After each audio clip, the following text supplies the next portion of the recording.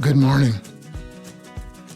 Today we're going to go over the third leg of all chronic illness, which is toxicity. We've covered the first two legs, Candida and leaky gut, and as I've stated, going through those two episodes, they happen simultaneously. So it's not that one precedes the other. One can, but the other follows very quickly. So once that stage is set, toxicity comes into play, and there's so many detox programs out there. Most of them don't work, and the reason they don't work is people don't understand why they're toxic in the first place. And the people that are making the programs don't understand that also. So this is an absolutely vital understanding for you to have to be able to actually clear toxicity and be able to heal. So we're going to cover where it comes from, why the detox pathways are depressed, and what needs to be done to actually fix all of this. So this is your Health Reclaimed, where we expose the roots, the fuel, Lyme, and chronic illness, so you can understand what the roots are, how they need to be healed, so you can finally regain your health and restore your life. I'm Dr. Brad Montagne, veteran functional medicine doc. We've been working with people for 4 decades now. We're typically the ones who people come to after they've been to multiple docs, oftentimes best-known specialists, haven't gotten any help anywhere, and we get them healthy again. So it'd make a lot more sense to start here than to end up here. So let's jump into this. We covered Candida and leaky gut. The leaky gut happens because of the inflammatory processes going on while the flora is being destroyed, and that can involve medications, multiple classes. We've got NSAIDs, we have antibiotics, we have steroids, we have antifungals, antidepressants. Virtually every class that you look up causes a lot of GI distress, and that's one of the major issues. It can happen because of food intolerances. It can happen from chronic stress. Food poisoning would be another one. We have heavy metals. There's a multitude of different reasons that set that stage. But as we went through between the two episodes of Candida and leaky gut, we clarified that the mechanism appears to be the same in all of those.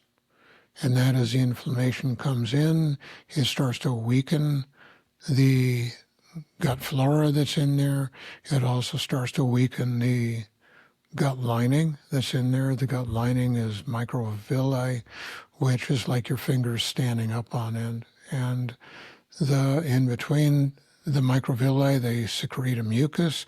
In between the microvilli, that fills with mucus.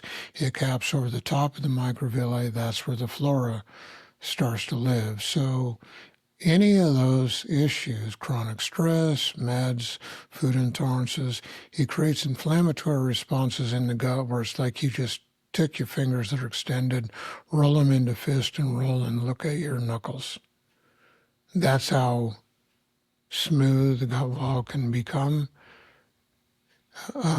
functionally at least, and that can happen in a significant degree in 24 hours of just extreme stress.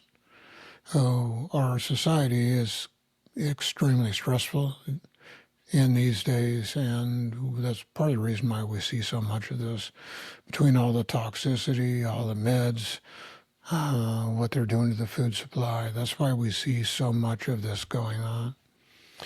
And as the gut starts to atrophy, the tight junctions start to open up. It starts to allow toxins to come in between the cells instead of through the cells, creates autoimmune responses into the gut lining, and then that starts to blow holes in the gut lining itself where toxins can come through wholesale.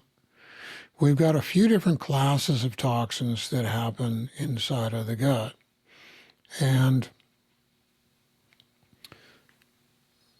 when we look at the ones that come from the pathogens that start to grow because the gut flora is wiped out and the gut mucosa is injured and leaking, there's a lot of different kinds of bacteria still residing inside of the gut. The gram-negative bacteria create a super toxin called LPS. The $100 word for that, the long word is lipopolysaccharides.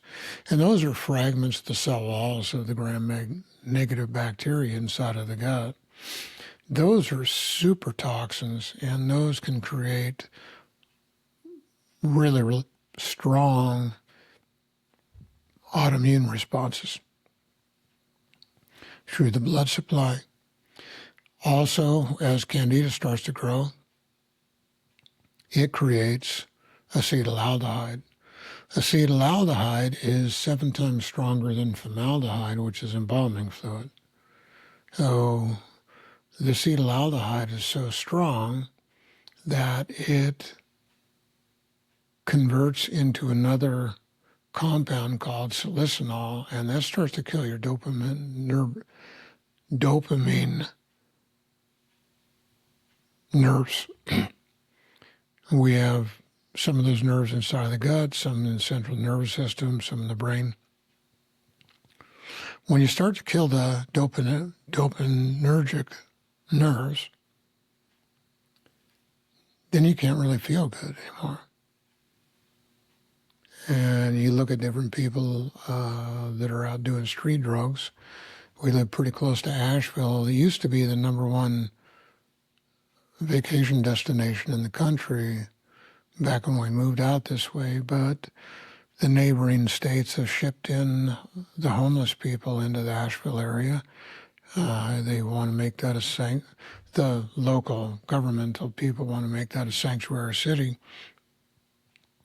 And what it's done in the last 5 to 7 years is turned that city into one of the most murderous cities in the country, and nobody wants to come here anymore. Then you add on top of that the devastation of Hurricane Helene. There's still a lot of abandoned buildings, damaged buildings, wiped out areas, and you get in the outlying areas where we live, it's even worse than that, which is a reflection of what goes on inside of our gut. So, and also we have parasites typically grow in the damaged gut, and some of those are single-celled animals, some of those can be bacteria. The bacteria and the parasites, those create ammonia, which is a very strong base and another toxin. So we've got acetylaldehyde, we have LPS, lipopolysaccharides, we've got ammonia floating around inside the gut wall, escaping through the holes in the gut wall, getting into the bloodstream. The liver is situated just upstream of the venous flow, the blood returning from the different tissues from the gut. So all the nutrients that get absorbed in the gut get returned back into the venous system, and that filters through the liver. That's the liver. One of the liver's big jobs is to be a filter to catch anything that comes out of the gut that shouldn't be there, whether it's microbes, undigested food parts, toxins, things along that line. So when the gut's leaking like what it is, it completely overwhelms the liver. And the way the detox system is set up in the body delivers the last of 4 organs to catch and try and deal with the toxicity through the detox pathways. The 4 detox organs are the small intestinal wall, where all the microvilli are, the colon wall, more microvilli are there, the gut flora, that's a microbial coating that lives in the mucus coating in between the microvilli and caps over the top. That's where 3/4 of our detox organs are, all in the gut. And the liver is designed only to be a catch-all to catch what the gut doesn't take care of. But with our modern hyperinflammatory toxic lifestyle, it can't do that. So once the liver gets overwhelmed, all these toxins spill out systemically, get into the bloodstream, past the liver, and the body tries to deal with those in several different ways. One, it upregulates the secondary elimination organs, which are the skin and the lungs, and that is toxicity trying to escape through the skin is what causes all your eczemas and your psoriatic issues, things along that line, and also the autoimmune issues in the skin. It's the toxins trying to escape through the lungs that create asthma and all of the respiratory difficulties there. The women during menses, that's another secondary elimination organ, and the toxins can't escape. They try and hide inside of the fats. So let's back up and go over the detox pathways. We've got 2 different phases of toxicity. We've got phase 1 and phase 2. Phase 1 detox pathway has 5 different paths in it, and it creates free radicals, things that are more toxic than what it started with. Phase 2 has 6 different pathways, and that makes them water soluble and takes the toxicity away that the phase 1 created. That is supposed to stay in the closed loop from the gut to the bloodstream into the liver, and the liver deals with the toxins that has escaped the gut and dumps it back through the bile back into the gut. And it's supposed to just stay in that short loop until the toxins are dealt with and gets excreted into the toilet.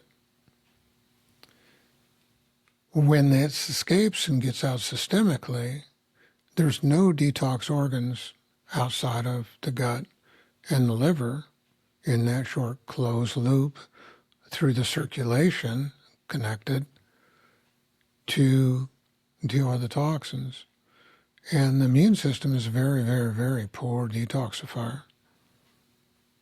We need the 2 detox pathways, the phase 1, phase 2. The immune system does not have that.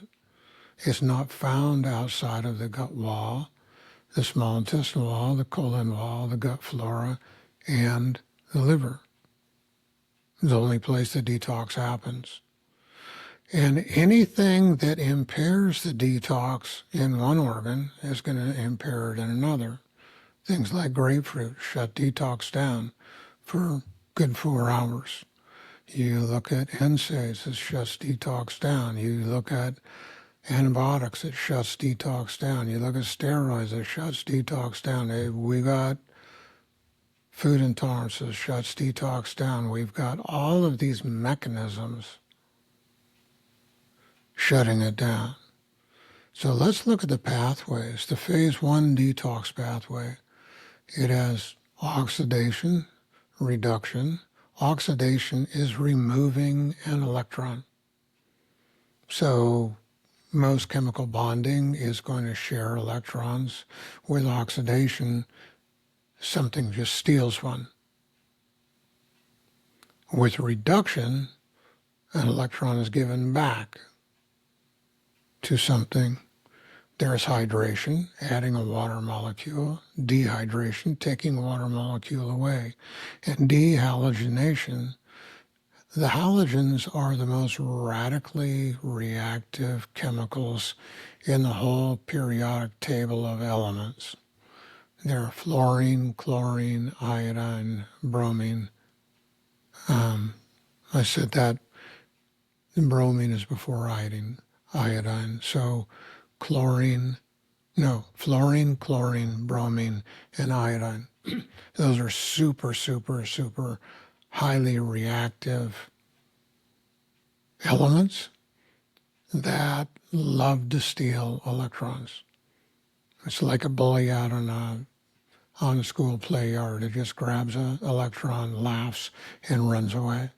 And it might drop it as it runs away and go do it to somebody else. It'll do that to molecules, it does it to cells, it does that to elements, just its nature.